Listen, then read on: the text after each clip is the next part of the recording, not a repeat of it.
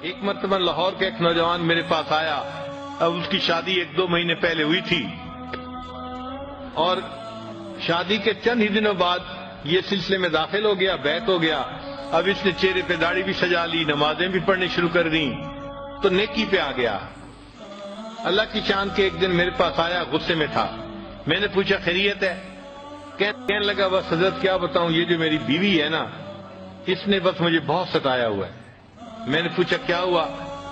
کہنے لگا کہ کہتا ہوں تو نماز نہیں پڑھتی، سر پہ دوپٹے کا خیال نہیں رکھتی، اور بالکل اس کو تو دین کا کوئی احساس ہی نہیں ہے۔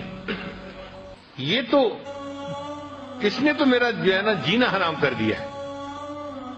خیر خوب اس نے غصے میں چند باتیں کہیں، تو جب اس نے غصے میں باتیں کر لی تو پھر میں نے اس سے پوچھا کہ اچھا یہ بتاؤ کہ جب شادی ہوئی تھی اس وقت آپ دیندار اسی طرح تھے جیسے آج ہیں، یا آپ بھی اسی طرح کے تھے؟ کہتے نہیں جی، اس وقت تو میں بھی نمازیں نہیں پڑھتا تھا۔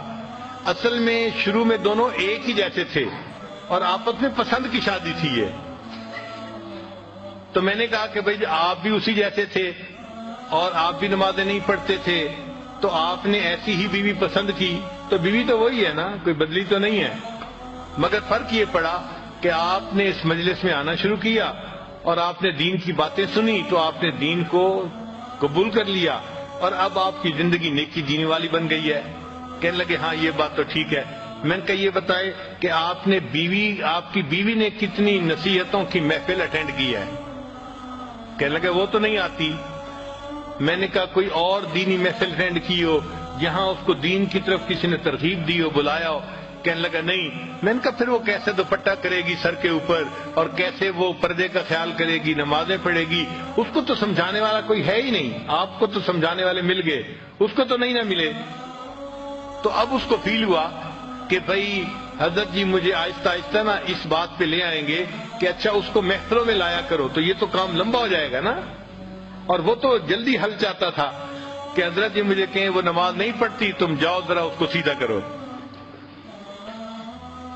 خیر جب میں نے دیکھا کہ بھائی یہ خاموش تو ہو گیا ہے لیکن اس کے دل سے ابھی غصہ ختم نہیں ہوا، تو پھر میں نے اس سے بات کی۔ میں نے کہا دیکھیں آپ ہر سنت پہ اب عمل کرنے لگ گئے ہیں نا؟ کہنے لگا جی میری کوشش ہوتی ہے ہر بڑی اور ہر چھوٹی سنت کے اوپر عمل کروں، میری پوری زندگی سنت کے مطابق ہو جائے، اور آپ بھی یہی تلقین کرتے ہیں۔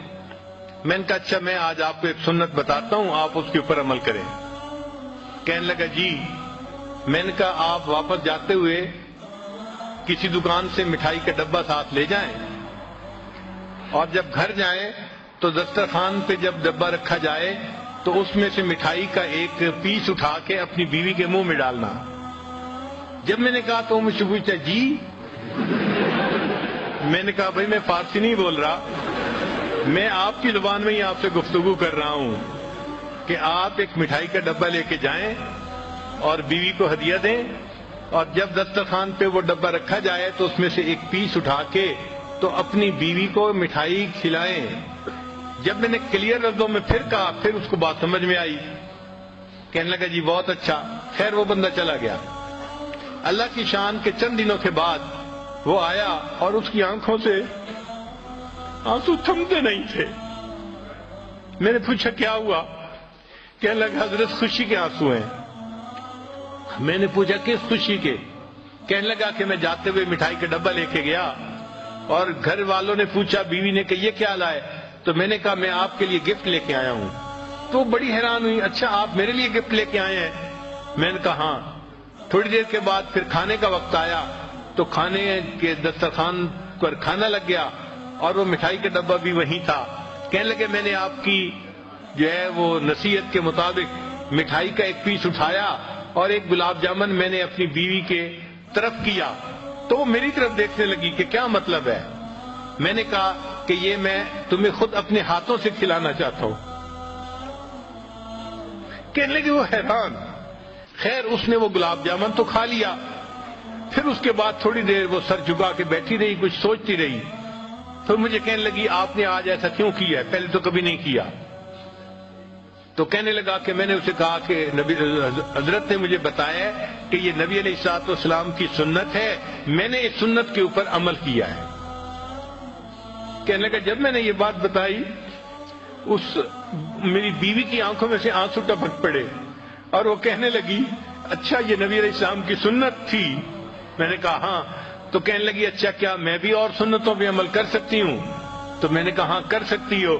تو کہنے لگے وہیں بیٹھے ہوئے میری بیوی نے وعدہ کیا کہ میں آج کے بعد نمازیں بھی پڑھوں گی اور پردہ بھی کروں گی اور شریعت کے اوپر مکمل پابندی کر کے سنتوں والی زندگی میں بھی اختیار کروں گی۔